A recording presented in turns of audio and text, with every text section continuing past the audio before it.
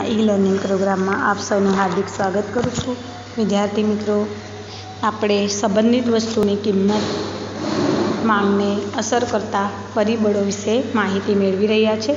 કિંમત સિવાયના અન્ય પરિબળો, એની અંદર ત્રીજું પરિબળ જે છે એના વિશે આપણે માહિતી મેળવી રહ્યા છે કે વસ્તુઓ બે રીતના એકબીજા સાથે સંકળાયેલી હોય છે। एक अवेजीपणानो संबंध, बीजू पूरकपणानो संबंध। तो अवेजी वस्तु एटले शुं? तो एक वस्तुना स्थाने बीजी वस्तुने आपणे जरूरियात संतोषवा माटे वापरी सकीए। दाखला तरीके आ एलजीनो फ्रीज छे अने आ सेमसंगनुं। हवे सेमसंगनुं रेफ्रिजरेटर न होय तो आपणे एलजीथी पण चलावी शकीए छीए। तो आने अवेजी वस्तुओ कहेवाय। हवे आ प्रकारनी वस्तुओमां हरीफाईनुं तत्व तीव्र खूब ज वधारे होय छे। दाखला तरीके समान लाक्षणिकता धरावता बे जुदी जुदी कंपनीना टीवी, बाइक, रेफ्रिजरेटर, हवे अहीं मूळ वस्तुनी किंमत फेरफार न पामे अने तेनी अवेजी वस्तुनी किंमत घटे तो मूळ वस्तु अने अवेजी वस्तु एक सरखी होवाथी अवेजी वस्तु सस्ती बनता तेनी मांग वधे छे। दाखला तरीके एलजीનું रेफ्रिजरेटर है और सेमसंगનું। हवे दाखला तरीके मूळ आपणे सेमसंगનું ज रेफ्रिजरेटर वापरता होईए, बंनेनी किंमत 20-20 हज़ार ज होय, परंतु एलजीना फ्रीजनी किंमत 20 हज़ार परथी घटीने 70 हज़ार थाय तो आपणे शुं करीशुं? एलजीना फ्रीजनी मांग करीशुं, बराबर। एटले मूळ वस्तुनी किंमतमां अरे अवेजी वस्तुनी किंमतमां घटाडो थता मूळ वस्तुनी मांगमां शुं थाय छे? घटाडो थाय छे, अवेजी वस्तुनी मांग वधे छे, बराबर। आवुं विरुद्ध दिशाना फेरफार वखते पण बने छे, जे स्पष्ट करे छे के अवेजी वस्तुनी किंमत मूळ वस्तुनी मांगने असर करे छे। बीजू आपणे जोईए आगळ पूरक वस्तुनी किंमत। तो पूरक वस्तु एटले जे ते वस्तुनो उपयोग करवा माटे जरूरी एवी बीजी वस्तु। दाखला तरीके मोबाइलनो उपयोग करवो होय तो सीम कार्ड जोईए, बराबर ने। अने चश्मानो उपयोग करवो होय तो ग्लास पण जोईए अने फ्रेम पण जोईए। तो आवी वस्तुओ हमेशा एकबीजा साथे जोडायेली होय छे। एक वस्तुना वपराश माटे बीजी वस्तु वापरवी आवश्यक होय तो तेवी वस्तुओ पूरक वस्तुओ कहेवाय, बराबर। हवे मूळ वस्तुनी किंमतमां फेरफार न थाय पण पूरक वस्तुनी किंमत वधे तो मूळ वस्तु अने पूरक वस्तु बंने एकबीजाथी जोडायेल होवाथी पूरक वस्तु मोंघी बनता तेनी मांग घटता मूळ वस्तुनी मांग पण घटे छे, बराबर। फरीथी कहूं विद्यार्थीओ के मूळ वस्तुनी किंमतमां फेरफार न थाय पण पूरक वस्तुनी किंमत वधे तो मूळ वस्तु अने पूरक वस्तु बंने एकबीजाथी जोडायेल होवाथी पूरक वस्तु मोंघी बनता तेनी मांग घटता मूळ वस्तुनी मांग पण घटे छे। दाखला तरीके पेट्रोल डीजलना भावमां वधारो थाय तो वाहनोनी मांग जे छे पण घटशे, बराबर। अने आनाथी विरुद्ध दिशाना फेरफार वखते पण आवुं बने छे, जे स्पष्ट करे छे के पूरक वस्तुनी किंमत मूळ वस्तुनी मांगने असर करे छे। चौथुं जोईए आपणे भविष्यनी किंमत अंगे अटकळो। ए जो भविष्य अंगे भविष्यमां किंमत विशेनी अटकळो अनुमानो होय तो वर्तमान समयनी वस्तुनी मांगमां फेरफार लावे छे।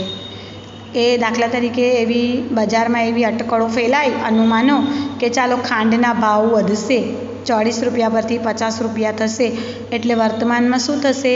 खांडनी एटले के आपणे खांड जे चा बनाववा माटे, कॉफी बनाववा माटे वापरीए, बराबर ने।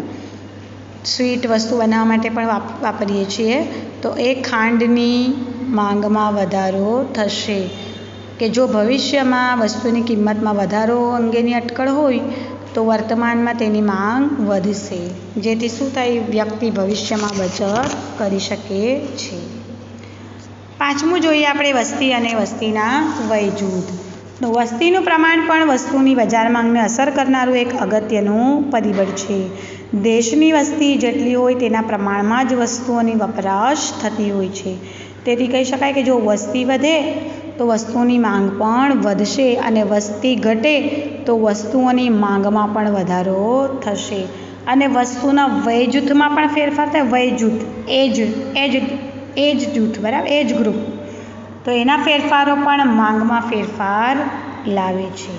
હવે આપણે જોઈએ માંગ વિધેય, ડિમાન્ડ ફંક્શન.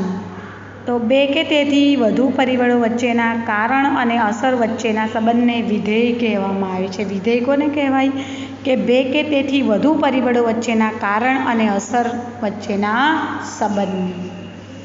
માંગ વિધેય એ વસ્તુ કે સેવાની માંગ અને તેને અસર કરતા પરિબળોનો કાર્યકારણનો સંબંધ રજૂ કરે છે. કે ભાઈ વસ્તુની માંગ કેવી રીતના વધી? તો ભાઈ કિંમત વધવાને કારણે, વસ્તી વધવાને કારણે, આવક વધવાને કારણે, અલગ અલગ કારણોસર, બરાબર. તો વ્યક્તિગત રીતે વસ્તુની માંગ, તે વસ્તુની કિંમત, વ્યક્તિની અભિરુચિ અને પસંદગી, વ્યક્તિની આવક, સંબંધિત વસ્તુની કિંમત, વસ્તીનું પ્રમાણ વગેરે જેવા પરિબળો પર આધારિત હોય છે. આપણે જોઈ ગયા હમણાં, બરાબર ને, માંગને અસર કરતા પરિબળો કે સંબંધિત વસ્તુની કિંમત, વ્યક્તિની આવક પણ અસર કરે, વ્યક્તિની અભિરુચિ. આ જુઓ, માંગને અસર કરતા પરિબળો, બરાબર ને. માંગને અસર કરતા મુખ્ય બે પરિબળો છે, વસ્તુની કિંમત અને કિંમત સિવાયના પરિબળો. તો કિંમત સિવાયના પરિબળોની અંદર આપણે 5 પરિબળો જોઈ ગયા.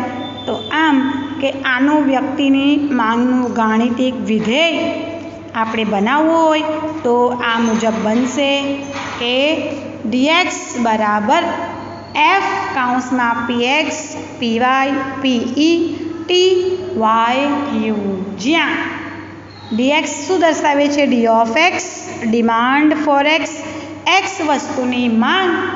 f શું દર્શાવે છે? વિધેય સૂચક સંજ્ઞા, વિધેય બતાવવા માટે f દર્શાવ્યું છે. અને px, તો pxમાં x એ શું છે? x વસ્તુની, p of x, price of x, x વસ્તુની કિંમત. અને py તો પ્રાઇઝીસ ઓફ રિલેટેડ ગુડ્સ, સંબંધિત વસ્તુની કિંમત, y વસ્તુની કિંમત, બરાબર.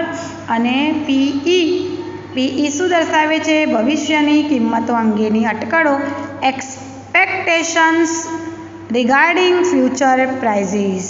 અને t તો કન્ઝ્યુમર્સ ટેસ્ટ એન્ડ પ્રેફરન્સીસ, ગ્રાહકની અભિરુચિ અને પસંદગી. y ગ્રાહકની આવક, કન્ઝ્યુમર્સ ઇન્કમ. અને u અધર ફેક્ટર્સ, અન્ય પરિબળો. તો અર્થશાસ્ત્રમાં ઘણા હેતુઓ માટે વસ્તુની કિંમત અને તેની માંગ વચ્ચેનો સંબંધ તારવવામાં આવે છે, જેમાં કિંમત સિવાયના માંગને અસર કરતા પરિબળો જેવા કે સંબંધિત વસ્તુની કિંમત, અપેક્ષિત કિંમત, ગ્રાહકની અભિરુચિ અને પસંદગી, વ્યક્તિની આવક અને અન્ય પરિબળોને સ્થિર ધારી લેવામાં આવે છે. તો હવે આપણે માંગનો નિયમ ભણીશું, બરાબર. આ પછીના વિડીયોમાં માંગનો નિયમ ભણીશું.